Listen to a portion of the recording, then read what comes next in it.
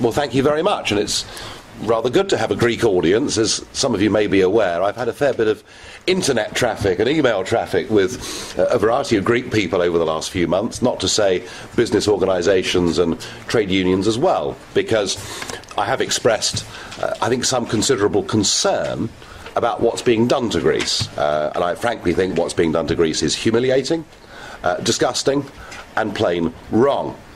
So I'm particularly pleased to meet the youth wing of Laos, who gave me an award last year, so thank you very much indeed for that, and to come and present this initiative. And I do agree that we do need a Europe in which we cooperate together and work together, and therefore it is absolutely logical that young people in Europe should want to try and do the same thing. But I think we need to think a little bit further about what is Europe. What is the European Union? What has it become? And what do we want it to be? And we must remember the origins of this project. You know, two utterly ruinous and disastrous world wars, which you as Greeks know all about. 1914 to 18, 1939 to 45, tens of millions of people killed, some of the worst atrocities that have ever been committed in the name of mankind. And the French in particular, feeling that as the Germans invaded them in 1870, again in 1914 and again in 1940, something had to be done to try and stop these dreadful things from happening. The analysis was that it was the creation of nation states that caused wars, and that what must be done through a project of friendship and political integration was effectively the abolition of nation states and the creation of a new European identity. And those behind the project thought that would guarantee peace forever. Now, there are one or two difficulties with this concept. Whilst it's well-intentioned, we should remind ourselves that communism was well-intentioned. I mean, the ideas behind Marx and behind communism were to make the world a better, happier place. It turned into a catastrophe and a disaster, and indeed the Soviet Union finished up killing 40 million of its own citizens. The difficulty with this European project is that it was sold to all of us as being about trade, being about friendship, and being about cooperation. The small print in the Treaty of Rome, which has become much larger print as we've gone through treaties of Nice, Amsterdam, Maastricht. What people have never really understood is that behind all of this was the deliberate attempt to create a new state that would effectively supplant and replace our own states. Now, this has all come to a head because of the euro crisis, and I believe that it's a matter of great regret that many countries such as Greece joined the euro in the first place. And what no one ever talks about is one of the reasons that Greece's public finances and Greece's public sector are in the state they're in is that you had 7 years in the euro. Your first 7 years in the euro, where your interest rates were several percentage points lower than they would have been. And it led to this sort of artificial boom. It's rather like being at a party and your glass keeps being topped up all the time and you wake up the next morning with a headache because you haven't quite realised how much you've had. So Greece suffered grievously during that period without realising it, because if money is too cheap, it creates all sorts of problems. But you're now in this position where, as a result of the bailouts and as a result of the conditions that are being imposed upon you, I think two things are happening. The first is that in democratic terms, the country that actually invented democracy, which is you guys, have now, and you should be very proud of that too, the country that invented democracy now finds itself, I'm afraid, reduced to a state where your Prime Minister, Papandreou, was effectively removed and replaced by a placeman, and where the Troika arrive in Athens and tell your current government what they may or may not do. That is, frankly, in democratic terms, humiliating. And so it is no wonder that people take to the streets. And I've said myself, if I was a Greek citizen, I would take to the streets.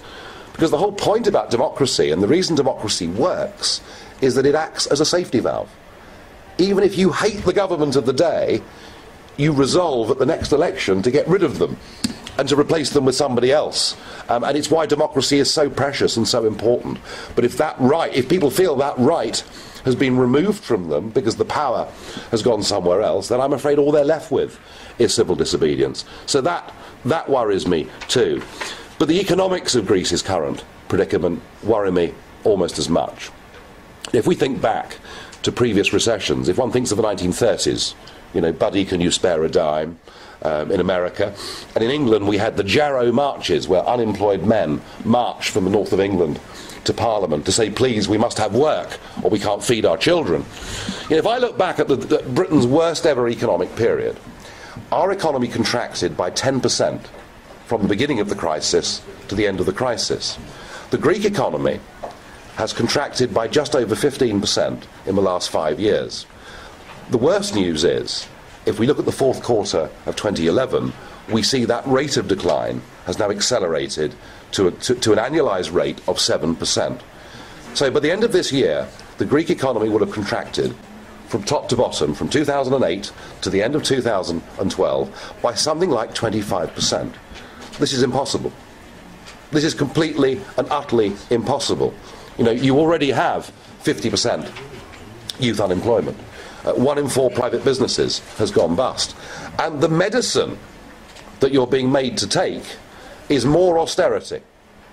So you're in a deflationary spiral and you're being told to take yet more punishment. And this is happening because Merkel and Sarkozy and the others are desperate to preserve the euro and to preserve the European project. So you're to be sacrificed. You don't matter. Greece doesn't matter. The people of Greece don't matter a damn compared with the well-being of the euro project. And I think, frankly, what you have been made to sign up to is going to destroy you completely economically. I think it is as grim as that. Now, the question is, what are the alternatives? And alternatives are very, very difficult. I remember when Argentina was pegged against the dollar, she found herself in a really impossible position. But the day before, in 2001, the Argentinians broke the peg with the dollar. Something like 80% of Argentinians wanted to keep the peg and didn't want devaluation. And the situation in Greece today is the same, that most people in Greece want to stick with the euro and not go back to the drachma. And the reason is that if you go back to the drachma overnight, your money is going to be worth 60% less overseas than it currently is. And that is a very bitter and a very unpleasant pill to swallow. But I think it is something that you are going to have a debate about, because these people here are not going to change the rules. These people here are not going to give in on their austerity packages. They're not going to give in with their continual, frankly, humiliation of your country. And I think you need to have a really big, proper debate about how you take the pain of devaluation. And it will be very, very painful. There's no easy way out of this for Greece. You are stuck in a bad place. But I do think history shows that when countries do take the pain, and one thinks of Argentina in 2001, one thinks of Iceland in 2008. Did you know the Icelandic currency fell 80% after their banks went bust? Interest rates were at 21%. I mean, it looked like, not just the volcanic eruptions that year, but it looked like Iceland was finished. And yet, as we go into 2012, the Icelandic economy is due to grow this year at 3%. Argentina has done wonderfully well since she broke the peg. So it isn't for me to tell you what you should and shouldn't do, but my serious advice to you is that, and goodness me, the youth wing can play a very valuable role in this. There needs to be a proper intellectual and economic debate that goes on in Greece and amongst your friends around Europe, and you have got friends around Europe, and I would like to think that we, as the United Kingdom, have always been good friends with Greece, but you've got to consider swallowing this very, very bitter, difficult pill. I personally think it is the only way that you're going to get growth back into the Greek economy. And I think, a 2/3 devaluation, your tourist industry will boom within a fortnight. Your export markets, whether it's your olive oil or whatever it may be, will suddenly become incredibly competitive. And I think at some point, in the next year or two, that is what you're going to have to face up to. I, for my part, will encourage this initiative, and you have my assurance on that. I, for my part, will continue to speak up for the very principle of democracy that you invented, and I, for my part, will continue, through my position in the European Parliament, to point out that humiliating people can only lead, unfortunately, to violence and unpleasantness. So I will continue to speak up for you, but I do say to you, you're going to have a very tough and very difficult debate over the next year or two. Thank you very much.